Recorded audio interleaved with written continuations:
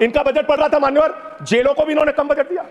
अरे जेल का बजट तो बढ़ा दीजिए, 300 करोड़ रुपए जेल का बजट बढ़ा दीजिए। अरे अभी हमको जेल में भेजा है, कल तुमको जेल में आना है, तुम सबको जेल में आना है। जेल का बजट बढ़ा दो, जेलों को ठीक कर दो, अगला नंबर तुम्हारा है, जेल में आना है, कम से कम जेलों को तो ठीक कर दो, अगला नंबर तुम्हारा। मैं जेल के बजट पे बोल रहा हूँ मानवर, मैं जेल के बजट पे 300 करोड़ दिया, इनको जेल में आना है। 1 सेकंड सदन के नेताजी से मैं अनुरोध करूंगा कि ये बहुत मार्मिक अपील है जेल का बजट बढ़ाने के लिए, और इस पर आप गौर फरमाइए। धन्यवाद सर, धन्यवाद सर, ठीक है ना, धन्यवाद। एक पृष्ठभूमि भी है मान्यवर, इसका ध्यान रखा जाएगा। इन्होंने न्यायपालिकाओं के लिए जो बजट रखा वो नाकाफी है।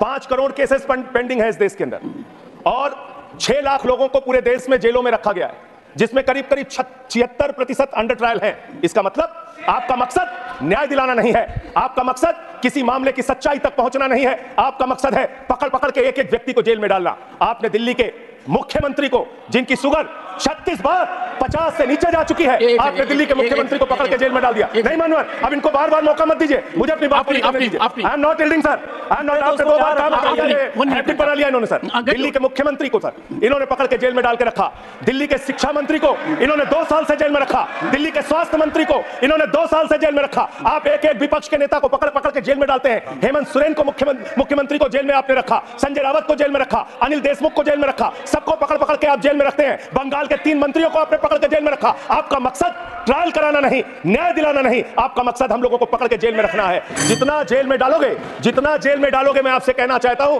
जितना जेल में डालोगे उतना गर्त में जाओगे। जिसने भी ये राजनीति की है उसका समापन हो गया है। अभी 240 पे पहुंचे हो, कल 24 पे पहुंचोगे, इसके बाद 2 पे भी आओगे। मैं जो 1-2 मिनट और मैं बस कह के अपनी बात खत्म करूंगा, मेरे टाइम में से उसको काट लीजिएगा। मान्यवर, भेदभाव की बात, सबसे भेदभाव इनको करना है।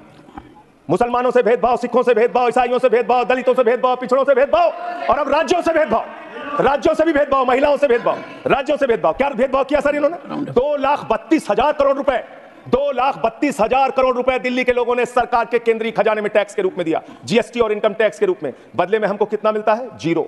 9 साल से आप दिल्ली को बजट नहीं देते। पंजाब के लोग, बस मेरे में से काट लीजिएगा सर, 1-2 मिनट काट लीजिए, पार्टी के उसमें से काट लीजिए। पंजाब के लिए सर, पंजाब का किसान अपना खून पसीना बहा के खेत में गेहूं पैदा करता है, धान पैदा करता है। आपने 8,000 करोड़ रुपए पंजाब के विकास का पैसा रोक रखा है, विपक्ष के राज्यों का पैसा आपने रोक रखा है। ये भेदभाव क्यों कर रहे हैं आप क्यों कर रहे हैं? आप लिखते हैं राज्यों के विकास से देश का विकास है, ये आप राज्यों का विकास कर रहे हैं। एक एक करके टारगेट करके विपक्षी राज्यों के साथ आपने भेदभाव करने का काम किया। और अंत में कोई मुझे कह रहा था सारे बजट कम किए, शिक्षा के बजट को भी आपने कम कर दिया।